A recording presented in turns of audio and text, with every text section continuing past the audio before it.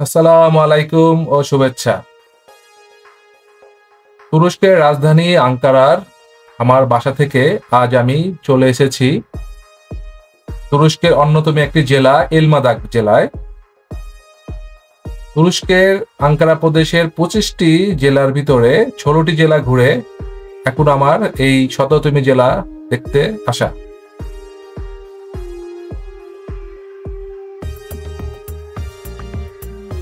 প্রকৃতি, পাহাড়, সবুজ বনভূমি আর নির্জনতার আহ্বানেই ছুটে এসেছি এই জেলায়। এখন আমরা আছি আজকের আমাদের যাত্রার প্রথম গন্তব্যস্থানে, চামিলিক পিকনিক আলানি। এটি হচ্ছে একটি পিকনিক এরিয়া, শান্ত, সবুজ আর পাইন গাছ ঘেরা একটি প্রাকৃতিক পরিবেশ। আমরা আমাদের পথ শুরু করলাম বাম পাশের দুদিক জুড়ে সারি সারি পাইন গাছের মাঝখান দিয়ে। রাস্তার দুপাশেই ছড়িয়ে ছিল অসংখ্য বারবিকিউ চুলা। সেখানেই পরিবার, বন্ধু বান্ধব নিয়ে বসে গেছে মানুষজন, হেসে খেলে ধোঁয়ার ভেতর হারিয়ে গেছে যেন এক অন্যরকম আনন্দের জগতে।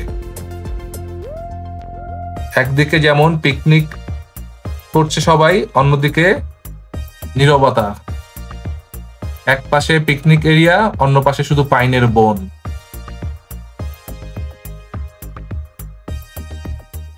একটু সামনে এগোতেই চোখে পড়ল শিশুদের খেলার জায়গা।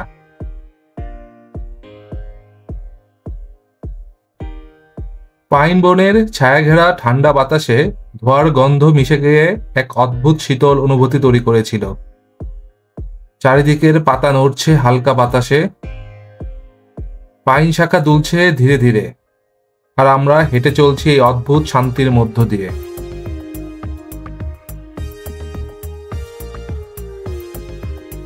এই পুরো এলাকা যেন ছিল এক সাংস্কৃতিক খোলা মঞ্চের মতো।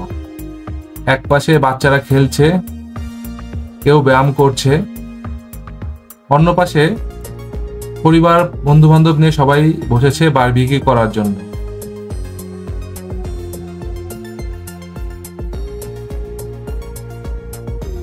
আমি দাঁড়িয়েছিলাম মাঝখানে। একদিকে চোখ পড়ছে খেলার দিকে, অন্যদিকে পাইন বনের সৌন্দর্য, আর দূর থেকে ভেসে আসছে বারবিকিউর ধোঁয়া আর হাসির আওয়াজ। সেখানে ছাউনি দেওয়া কাঠের ছাতার নিচে সবাই বসে গল্প করছে, কেউ চুলার কাজে ব্যস্ত, আর দূর থেকে দেখা যাচ্ছিল শুধু ধোঁয়া আর কুয়াশা। পাইন বনের সবুজের ভিতর দিয়ে ধোঁয়া যেন ধীরে ধীরে আকাশে ছুঁতে চাইছিল।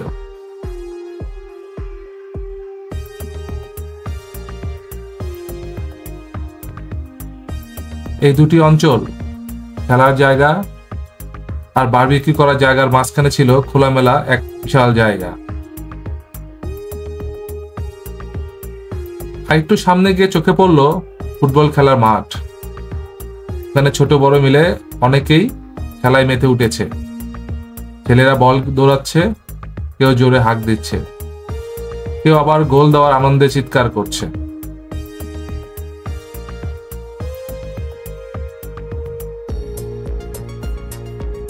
এই যে সামনে দেখা যাচ্ছে নীল রঙের দুটি ঘর, এগুলো হচ্ছে এই পার্কের টয়লেট। পাইন গাছের মাঝখানেও এমনভাবে সুন্দরভাবে সাজানো হয়েছে যে মনে হচ্ছে প্রকৃতির সাথে একেবারে মিশে গেছে। আর পাশেই চোখে পড়ল পানির ব্যবস্থা।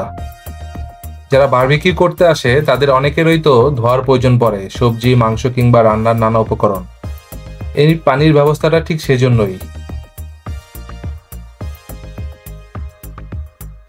শিশুদের খেলার জায়গাতে ছিল রঙিন দোলনা, স্লাইড, আর হেসে খেলে মাতোয়ারা শিশুরা যেন পুরো পরিবেশটাকেই প্রাণ ভরে জাগিয়ে তুলছিল। সবগুলোই ছিল অনেক রঙিন। খেলনাগুলোর রঙিন সৌন্দর্য যেন শিশুদেরকে আরো বেশি আকর্ষিত করছিল। এই জায়গাটি ছিল আমার মতে এই পার্কটির সবচেয়ে প্রাণচঞ্চল জায়গা।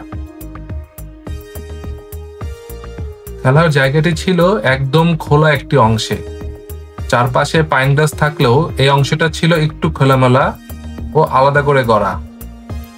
নরম ঘাসের পরিবর্তে এখানে ছিল শক্ত মাটি আর কৃত্রিম নিরাপদ পিষ্ট।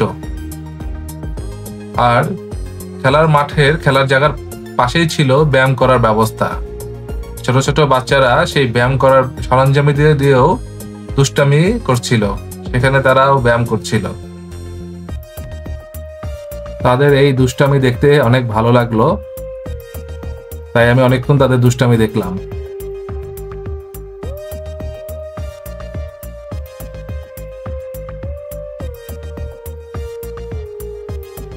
কিছুটা সময় তাদের ছেলে মানুষই দেখে সামনে আরো এগিয়ে গেলাম। এবার একেবারে পাইন বনের গভীরে, যেখানে নেই কোনো বারবিকিউ চুলা, নেই বসার ব্যবস্থা, এক নিঃসঙ্গ নীরব প্রান্ত। এখানে এক অদ্ভুত নির্জনতা, এক ধরনের শূন্যতা, আর এই শূন্যতার মাঝেও ছিল এক গভীর প্রশান্তি। আমি অনেকক্ষণ হাঁটলাম এই বনভূমির মাঝখানে। এই কোলাহল, এই মানুষের আওয়াজ, শুধু বাতাসের হালকা শব্দ, পাতার খসখসানি আর আমার পদচিহ্নের ছায়া। মাঝে মাঝে দূর থেকে ভেসে আসছিল কোনো পাখির ডাক, যেন এই নীরবতার ভিতরেও প্রকৃতি কথা বলছে। আমি হাঁটতে হাঁটতে পৌঁছে গিয়েছিলাম সেই অংশে যেখানে প্রতিটি পদক্ষেপ যেন আমাকে আরো একটু করে দূরে নিয়ে যাচ্ছিল কোলাহল মুখর জীবনের থেকে, নিয়ে যাচ্ছিল এক নিঃসঙ্গ অথচ আশ্চর্য রকম প্রশান্ত জগতে। এখানে নেই কোনো মানুষের কণ্ঠস্বর, নেই বাচ্চাদের হট্টগোল, নেই কোনো যানবাহনের শব্দ। এ যেন প্রকৃতির নিজস্ব রাজ্য, যেখানে প্রতিটি মুহূর্ত ধীর, নীরব অথচ গভীর অর্থবোধক। চারপাশে শুধু পাইন পাতার নরম খসখসে শব্দ, আর সেই শব্দের মাঝে মাঝে হালকা বাতাস বয়ে যাচ্ছিল মাথার উপর দিয়ে। গাছের ডালপালা দুলছিল তার তাল মতো, যেন প্রকৃতি নিজেই এক অদৃশ্য সুরে নাচছিল। আমার পায়ের নিচে শুকনো পাতার উপর চাপ পড়ে টুক করে যেন শব্দ হচ্ছিল, সেটাই তখন সবচেয়ে উচ্চ স্বরে বাজছিল আমার কানে। মাঝে মাঝে দূর থেকে ভেসে আসছিল কোনো অজানা পাখির ডাক। সেই ডাক যেন এই গভীর নীরবতার মাঝে প্রকৃতির মৌন ভাষার এক চিঠি পাঠিয়ে দিচ্ছিল।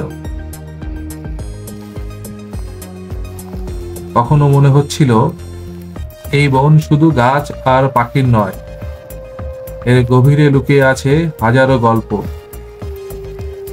হয়তো কোনো হারিয়ে যাওয়া পথিকের, কোনো নিঃশব্দ প্রেমিকের, অথবা আমারই মতো কোনো এক নিঃশব্দ পর্যটকের। এই মুহূর্তে আমি সম্পূর্ণ একা ছিলাম, কিন্তু কখনোই নিঃসঙ্গ মনে হচ্ছিল না, বরং এই নিস্তব্ধতা আমাকে জড়িয়ে ধরেছিল এক আত্মার মতো। কণ্ঠে না বলা, চোখে না দেখা এমন এক শান্তি, যা শহরের কোলাহলে কখনো অনুভব করা যায় না। পাইন বনের মধ্যে হাঁটতে হাঁটতে এক নির্জন কোণে পৌঁছে গেলাম, যেখানে পড়েছিল বাদামের খোসা আর বসার চিহ্ন। দেখে বোঝা যাচ্ছিল কোনো কাপল হয়তো কিছু সময় এখানে কাটিয়ে গেছে। চামিলিক পিকনিক আলানি থেকে বেরিয়ে যখন আমাদের শরীর অনেকটা ক্লান্ত, তখন আমরা আশেপাশে খুঁজছিলাম কিছু জুস এবং ফল কেনার জন্য একটি দোকান। তখনই চোখে পড়ল এই সুপার মার্কেটটি। আমরা সুপার মার্কেট থেকে ঠান্ডা পানির বোতল, জুস আর কিছু ফল আর রুটি কিনলাম, যা আমরা আমাদের রাস্তার সামনে কোনো গন্তব্যে পিকনিক স্পটে থেমে খাওয়া দাওয়া করবো।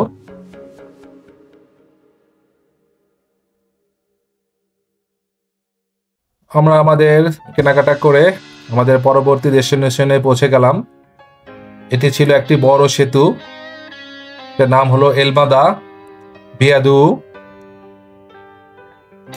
এটা একটি বিশাল ভায়াডাক্ট, এক ধরনের উঁচু সড়ক সেতু যা মূলত উঁচু পাহাড়ি অঞ্চলে চলাচল সহজ করার জন্য তৈরি করা হয়। এখানে এসে চারদিকের খোলামেলা পরিবেশ আমাদের মনটাই বদলে দিল। যেখানে চোখ যায় শুধু পাহাড় আর নীল আকাশ। হাইওয়ের পাশে এক ফাঁকা জায়গায় দাঁড়িয়ে আমরা চারপাশের দৃশ্য উপভোগ করতে থাকলাম। এই জায়গাটি অনেক উঁচুতে অবস্থিত, আর সেই কারণে নিচের দৃশ্যগুলো এতটাই পরিষ্কার, এতটাই বিস্তৃত ছিল যে মনে হচ্ছিল আমরা যেন কোনো চিত্রকরের ক্যানভাসের মাঝে দাঁড়িয়ে আছি। আকাশ ছিল একদম পরিষ্কার, ধবধবে নীল। সেই নীল আকাশের পটভূমিতে দাঁড়িয়ে দেখছিলাম পাশে ছড়িয়ে থাকা পাহাড়, দূরের গ্রামগুলো, আর নিচ দিয়ে চলে যাওয়া রেল লাইন। আমি হাইওয়ের পাশে একটা নিরাপদ জায়গায় দাঁড়িয়ে সেতুটিকে দেখছিলাম। উপরে চলছিল গাড়ি, আর নিচ দিকে দেখা যাচ্ছিল একটি রেল লাইন, যেটা সোজা গিয়ে মিলেছে একটি বিশাল টানেলের মুখে। সেই রেল লাইনটি এই সেতুর উপর দিয়ে নয়, বরং পাহাড়ের নিচের দিকে আলাদা পথে চলে গেছে। দূর থেকে টানেলটি দেখলে মনে হয় যেন পাহাড় নিজেই নিজের শরীরে একটা গোপন দরজা বানিয়ে রেখেছে। ট্রেন চলার অপেক্ষায় ছিলাম, কিন্তু কোনো ট্রেন চলার দেখতে পেলাম না। দূর দিগন্তে নজর রাখলে দেখা যাচ্ছিল কিছু ছোট ছোট গ্রাম। ক্যামেরায় অতটা ভালো মতো ফুটে ওঠেনি, কিন্তু ভালো মতো লক্ষ্য করলে দেখা যাচ্ছিল লাল ছাদের ঘরবাড়ি, সরু পথ, আর ক্ষেতের মাঝখানে ছড়িয়ে থাকা এক নিঃশব্দ জীবন। ওই গ্রামের দিকে তাকিয়ে মনে হচ্ছিল কোলাহল থেকে দূরে একটা অন্যরকম শান্তির জগৎ গড়ে উঠেছে। এই এলাকা তেমন পর্যটকদের আনাগোনার জায়গা নয়। এখানে নেই কোনো দোকানপাট, নেই ভিড়। তবু যারা প্রকৃতিকে নিঃশব্দে উপভোগ করতে ভালোবাসেন, তাদের জন্য এই জায়গাটি হতে পারে এক গোপন রত্ন। এই সেতুটি মূলত একটি প্রকৌশল মার্ভেল। এটি আঙ্কারা ক্রিক কালে হাইওয়ের একটি গুরুত্বপূর্ণ অংশ, যার নির্মাণ এই পার্বত্য অঞ্চল অতিক্রম করার জন্য অত্যন্ত কার্যকর প্রমাণিত হয়েছে। দুপুর গড়িয়ে বিকেল হয়ে গেছে। এলমাদা শহরের প্রথম ভাগে আমরা পিছনে ফেলেছি একটি পিকনিক এরিয়া আর একটি সেতু। পাইন বনের নিস্তবতা আর প্রকৌশলের সম্মিলনে আমাদের প্রথম ভাগ ছিল। এবার আমরা এলাম এই সফরের শেষ অথচ সবচেয়ে রঙিন গন্তব্যে, রেংক্লিকয়। রেংক্লিকয় নাম শুনলেই বোঝা যায় এটি কেবল একটি গ্রাম নয়, এটি যেন এক রঙিন ক্যানভাস, যেখানে প্রতিটি বাড়ি, প্রতিটি দেয়াল, প্রতিটি কোণ জেগে আছে রং, কবিতা ও শিল্পে। এই গ্রামটির পুরনো নাম ছিল আরকাকয়, একটি সাধারণ নিঃশব্দ, হয়তো কিছুটা ভুলে যাওয়া জায়গা। কিন্তু 2022 সালে এলমাদা পৌরসভা এক নতুন স্বপ্ন দেখল। তাদের স্বপ্নে ছিল শহরে নয়, রঙে রূপান্তর। তারা গ্রামকে শহরে নয়, বিভিন্ন রঙে রূপান্তর করতে চাইল। এই প্রকল্পের অংশ হিসাবে প্রায় 300টি পুরনো বাড়িকে রঙিন রূপে সাজানোর কাজ শুরু হলো। দেয়ালে আঁকা হয়েছে কবিতা, গ্রাফিটি আর ছবি, যেন প্রতিটি দেওয়াল বলছে নিজের ভাষায় নিজের গল্প। আমরা যখন গ্রামের ভিতরে ঢুকেছিলাম, চারপাশে রঙিন দেওয়ালগুলো যেন আমাদের চোখে নয়, মনেই রং ছড়িয়ে দিল। কোথাও আঁকা হয়েছে খরগোশ, কোথাও গ্রামের মানুষ, আবার কোথাও বিশুদ্ধ প্রাকৃতিক দৃশ্য। গ্রামের নারীরা এখন নিজেরাই উদ্যোক্তা। কেউ তৈরি করছেন হস্তশিল্প, কেউ রান্না করছেন ঐতিহ্যবাহী খাবার, আবার কেউ অংশ নিচ্ছেন গ্রীষ্ম উৎসবে নানা আয়োজনে। কিন্তু আমরা হয়তো একটা ভুল সময়ে চলে এসেছিলাম। এখন কোনো উৎসব ছিল না, শুধু আমরা সাজানো রঙে রঙিন বাড়িগুলো দেখছিলাম। কোনো পর্যটক, কোনো মানুষজনের আনাগোনা একদমই ছিল না। তাহলে দেখতে পেতাম এখানকার আসল রূপটা, মানুষজন কিভাবে প্রাণবন্ত হয়ে চা কফির আসরে স্থানীয়দের সাথে গল্প করে সময় কাটাচ্ছে। গ্রামের মাঝখানে রয়েছে তাপসান বাহচেশি, রেঙ্কলি কয় ময়দানি এবং ছোটদের জন্য দারুণ সব খেলার ব্যবস্থা। যেন প্রতিটি বয়স, প্রতিটি মনের জন্য এখানে আছে আলাদা কিছু এক্সপ্লোর করার মতো। পর্যটকদের জন্য এই গ্রাম এখন এক লুকানো রত্ন, এমন একটি স্থান যেখানে কোলাহল নেই, তবে শিল্প আর স্বপ্নে প্রতিটি ডাল পরিপূর্ণ।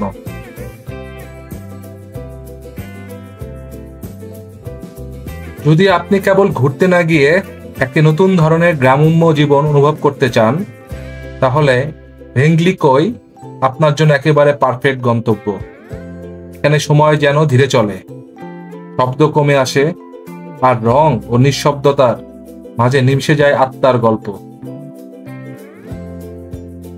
আমি কিছুটা সময় থেমে দাঁড়িয়েছিলাম, দেখেছিলাম রঙিন দেয়ালে আঁকা জীবন।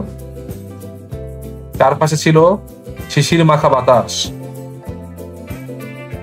একদিকে গ্রামের ছন্দ, অন্যদিকে মানুষের শিল্প সৃষ্টি। আমার মনে হচ্ছিল এটাই হয়তো সেই জায়গা যেখানে মানুষ, কল্পনা আর প্রকৃতির নিঃসঙ্গতা একসাথে বেঁচে আছে। গ্রামটির রঙিন বাড়িঘর দেখতে দেখতে আমি হেঁটে হেঁটে গ্রামের গভীরে ঢুকে পড়েছিলাম। ভিতরে ঢুকতেই চোখে পড়েছিল কিছু ভাঙা বাড়ি, যেগুলোকে দেখে মনে হচ্ছিল যেন এরা নতুন কোনো রঙে রাঙানোর অপেক্ষায় আছে। এখানে আমি এসে খুঁজছিলাম গ্রামীণ তুরস্কের আসল রূপ।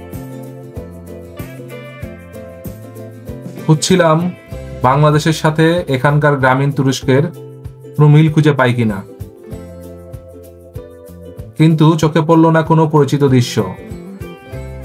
নেই শিশুদের হইচই, নেই গরু কিংবা হাঁস মুরগির ডাক, নেই মানুষজনের কোলাহল। পুরো গ্রামটা যেন নীরব এক ক্যানভাস হয়ে দাঁড়িয়ে আছিল।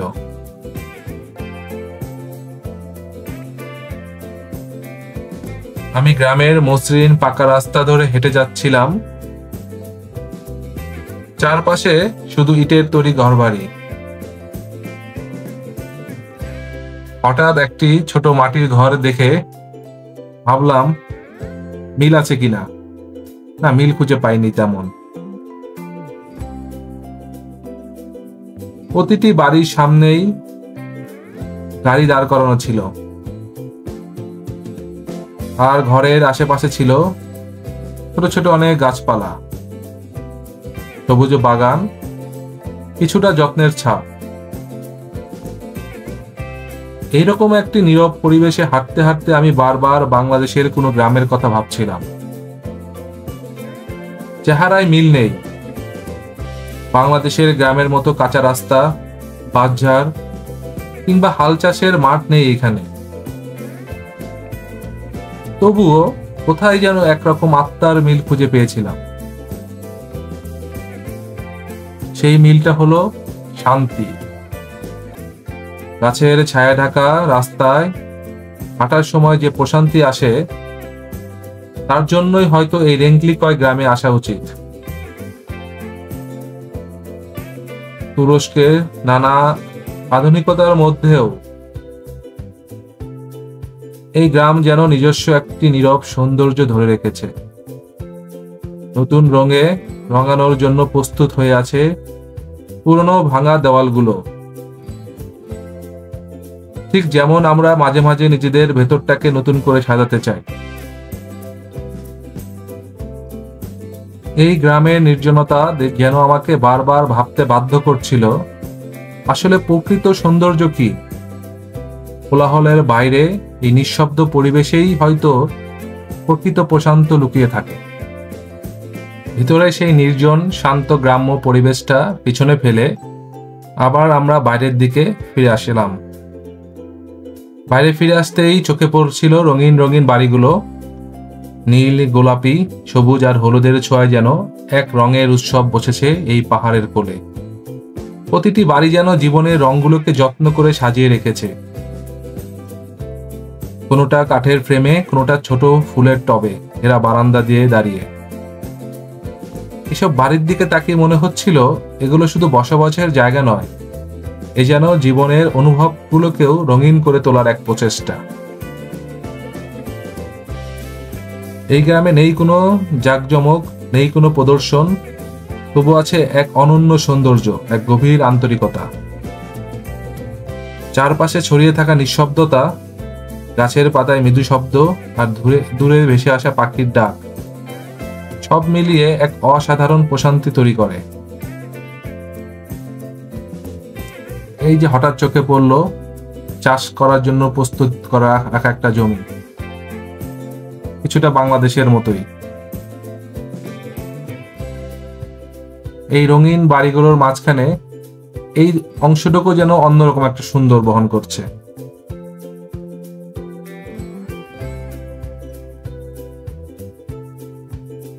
এই রঙিন বাড়িগুলোর পাশে দাঁড়িয়ে মনে হচ্ছিল এক একটা বাড়ি, এক একটা দেয়াল, এক একটা জানালা আসলে এক একটা গল্প বহ। এই গল্পগুলো দেখা যায় না, শুধু অনুভব করতে হয় হাঁটার ছন্দে, নীরবতার ভেতর দিয়ে। সবকিছু মিলিয়ে এক ধরনের শান্ত সৌন্দর্য ছড়িয়ে আছে চারপাশে। মনে হচ্ছিল এখানে কিছু সময় কাটালে মনটা সত্যিই হালকা হয়ে যাবে।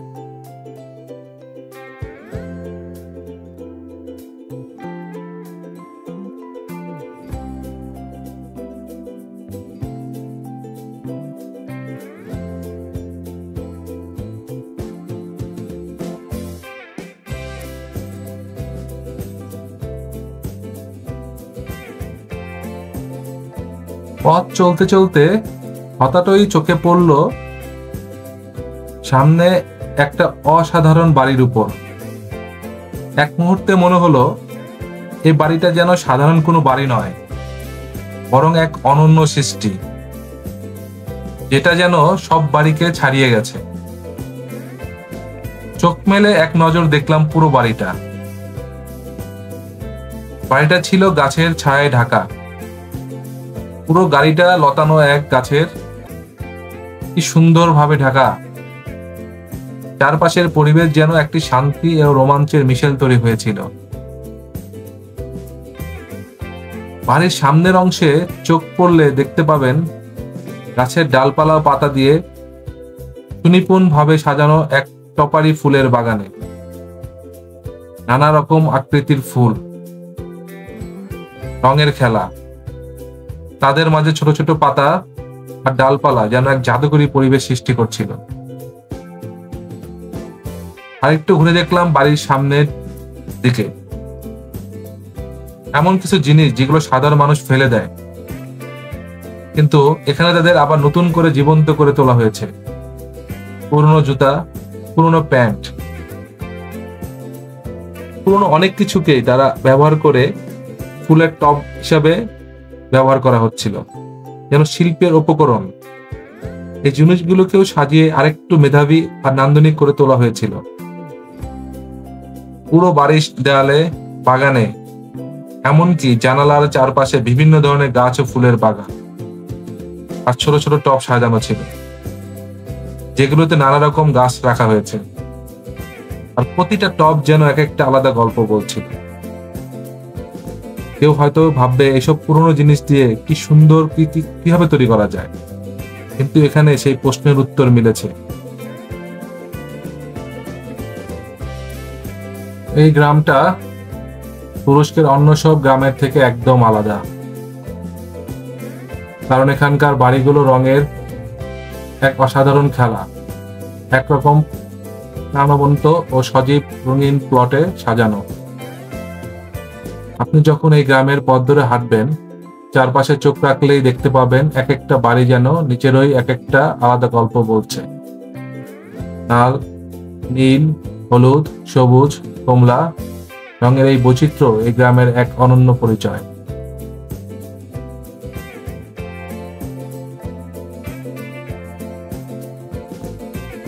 এখন এই ভিডিওটি এখানেই শেষ করতে চাই। সবাইকে জানাই অগাধ ধন্যবাদ আমার সঙ্গে থাকার জন্য। আপনারা যদি ভিডিওটি ভালো লাগে তাহলে লাইক, শেয়ার ও সাবস্ক্রাইব করতে ভুলবেন না। আপনার প্রিয় রঙিন বাড়ির নাম কিংবা আপনার অনুভূতি নিচে কমেন্টে লিখে জানাবেন। পরবর্তী ভিডিওতে আবার দেখা হবে নতুন কোনো রঙিন সুন্দর জায়গা থেকে। ততক্ষণ সবাই ভালো থাকুন, সুস্থ থাকুন এবং জীবনকে রঙিন করে তুলুন।